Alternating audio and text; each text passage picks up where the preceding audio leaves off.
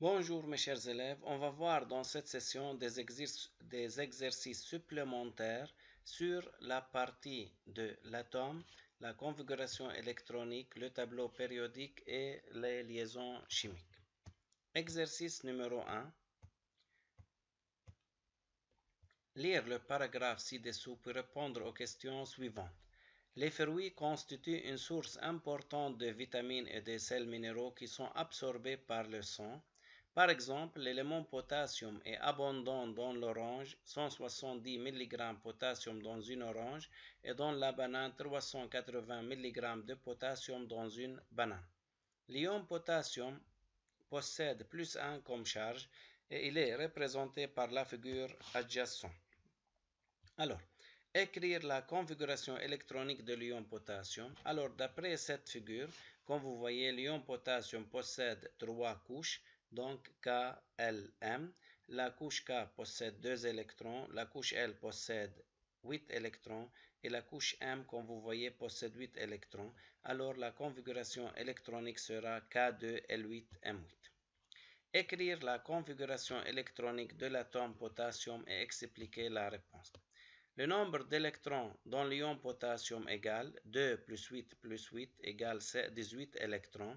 Puisque l'ion potassium a une charge plus 1, donc l'atome potassium a perdu un électron.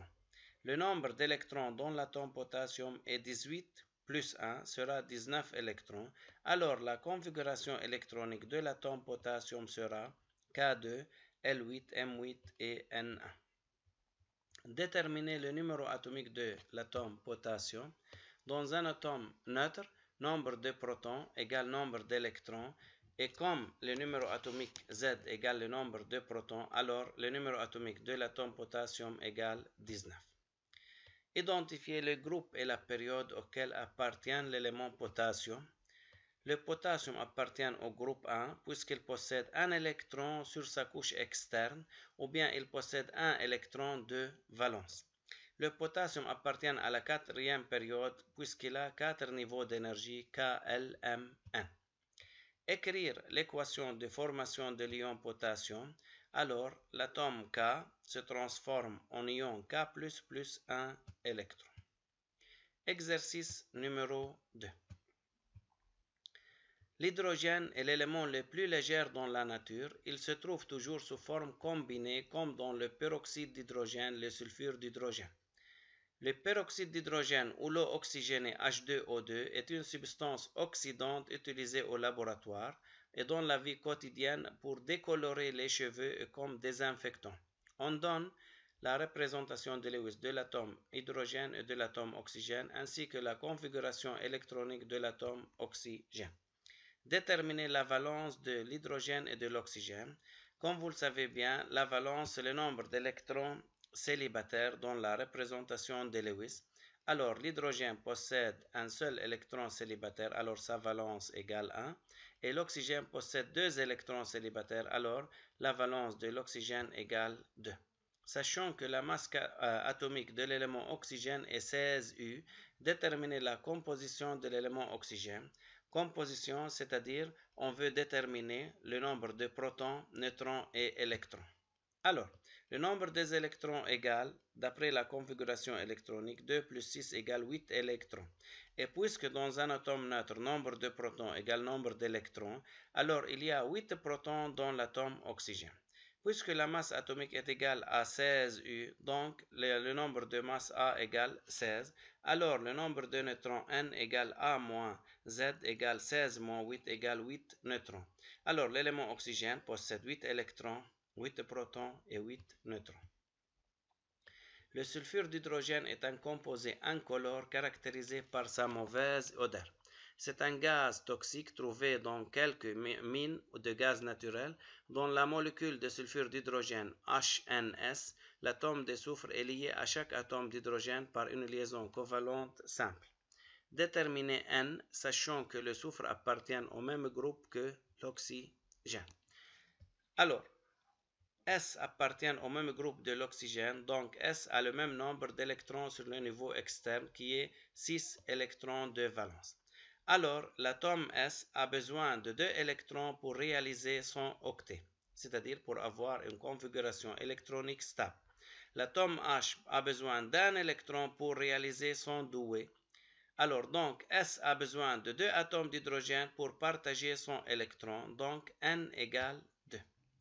Écrire la structure de Lewis de la molécule de sulfure d'hydrogène. Alors S, et on a 2 atomes hydrogène, il y a 2 liaisons covalentes simples et c'est la représentation de Lewis de la molécule de sulfure d'hydrogène. Exercice 3. Le phosphore de symbole P est un élément très actif. Il possède 2 isotopes, P30 et P31. Dans la nature, le phosphore n'existe pas seul. Il se trouve toujours sous forme de composés comme les phosphates. Les phosphates sont utilisés comme engrais pour un bon développement des plantes. S'ils sont utilisés en grande quantité, ils causent une croissance excessive des algues, entraînant la pollution des rivières. Utilisez la partie du tableau ci-dessous pour répondre aux questions suivantes. Alors, définir isotope. Comme vous le savez bien, les isotopes sont des atomes du même élément qui ont le même numéro atomique et un nombre de masses différentes. En d'autres termes, les isotopes sont des atomes qui ont le même nombre de protons mais différents nombres de neutrons. Déterminer le numéro atomique de P31 et écrire son symbole de Lewis. P appartient à la troisième période, donc il a 3 niveaux d'énergie, K, L et M. Et P appartient à la 15e colonne d'après le tableau, donc il a 5 électrons de valence. Alors la configuration électronique de P sera K2, L8, M5. Le nombre des électrons dans P égale 2 plus 8 plus 5 égale 15 électrons. Alors dans un atome neutre, nombre de protons égale nombre d'électrons égale Z, alors égale 15 le numéro atomique. Déduire le nombre d'électrons de l'élément X qui se trouve juste au-dessus de P dans le tableau périodique. Alors, X appartient à la même colonne de P, donc le nombre de, il a le même nombre d'électrons de valence 5 électrons. Et X se trouve juste au-dessus de P, donc il a 2 niveaux d'énergie K et L, puisque P possède 3 niveaux d'énergie.